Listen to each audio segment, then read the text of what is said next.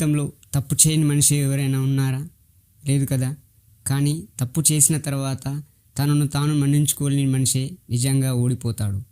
ఒక తప్పు నిన్ను కూల్చగలదు, లేదా అదే తప్పు నీలోని అద్భుతమైన వ్యక్తిని మేల్కొల్పగలదు. ఏది ఎంచుకోవడం అనేది నీ చేతిలోనే ఉంది. తప్పులో మునిగిపోవాలా, లేక దానిని మెట్టుగా వాడుకొని పైకి ఎదగాల అనేది నీ చేతిలో మాత్రమే ఉంది.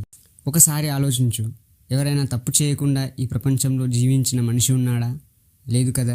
తప్పు అనేది మనిషి జీవితంలో భాగం, కానీ మనం దాన్ని ఎలా చూస్తామన్నదే మన భవిష్యత్తును నిర్ణయిస్తుంది.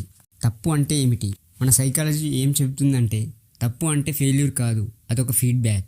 మన మెదడు ప్రతి నిర్ణయాన్ని ఒక ఎక్స్పెరిమెంట్లా తీసుకుంటుంది. కొన్ని విజయవంతం అవుతాయి, కొన్ని కావు. తప్పు జరిగినప్పుడు మన మెదడు అడ్రినలిన్ మరియు కార్టిజోల్ రిలీజ్ చేస్తుంది. అదే మనలో భయం, పశ్చాత్తాపం, సిగ్గు అనే భావాలను పెంచుతుంది. అయితే అదే సమయంలో మన మెదడులో న్యూరల్ కనెక్షన్స్ కొత్తగా తయారవుతాయి. అంటే ప్రతి తప్పు మన మెదడుని అప్గ్రేడ్ చేస్తుంది. తప్పు అనేది మన బుద్ధికి బలహీనత కాదు, అది అభివృద్ధికి పునాది. కొందరు ఎందుకు బయటకు రాలేరు? తప్పు చేశారంటే నేను ఇంకా చెడ్డవాడిని అని గట్టిగా నమ్ముతారు. దీనివలన సెల్ఫ్ బ్లేమ్ మొదలవుతుంది. ఒకసారి ఈ సెల్ఫ్ బ్లేమ్ మొదలైతే మనిషి లోపల తనను తాను తక్కువ చేసుకోవడం మొదలు పెడతాడు. తనలో మాటలు మొదలవుతాయి. నేను పనికిరాని వాడిని, నేను అందరినీ నిరాశపరిచాను, నేను తిరిగి రాలేను. ఈ ఆలోచనలు మెల్లగా తనలో డిప్రెషన్ రూపంలో పెరుగుతాయి. కానీ మన సైకాలజీ ఏం చెబుతుందంటే, డిప్రెషన్, ఒత్తిడి ఇవన్నీ మొదలవుతాయి, కానీ దానికి దారి మనం ఎంచుకోవచ్చు. మనిషి ఒక ఆలోచనను గట్టిగా పట్టుకున్నప్పుడు అది పెద్ద పర్వతంలా అనిపిస్తుంది. కానీ అదే ఆలోచనను మనం బయట నుండి చూస్తే అది చిన్న రాయిలా కనిపిస్తుంది.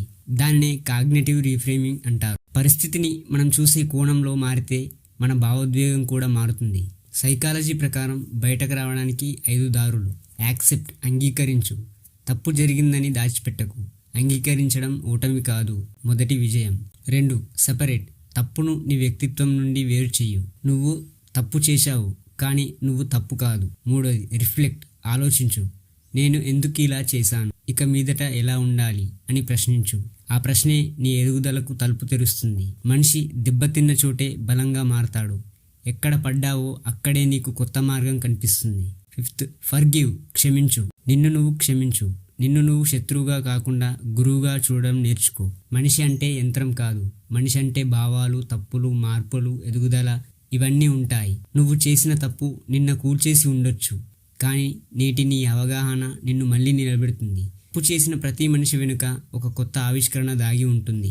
థామస్ అల్వా ఎడిసన్ చెప్పినట్టు, నేను విఫలం అవ్వలేదు, నేను పని చేయని 10,000 మార్గాలను కనుగొన్నాను అన్నాడు. అలా ఉండాలి మైండ్ సెట్. మనలో మార్పు ఎలా ప్రారంభమవుతుంది? మనలో హోప్ సర్క్యూట్ అనే న్యూరల్ పత్ ఉంటుంది.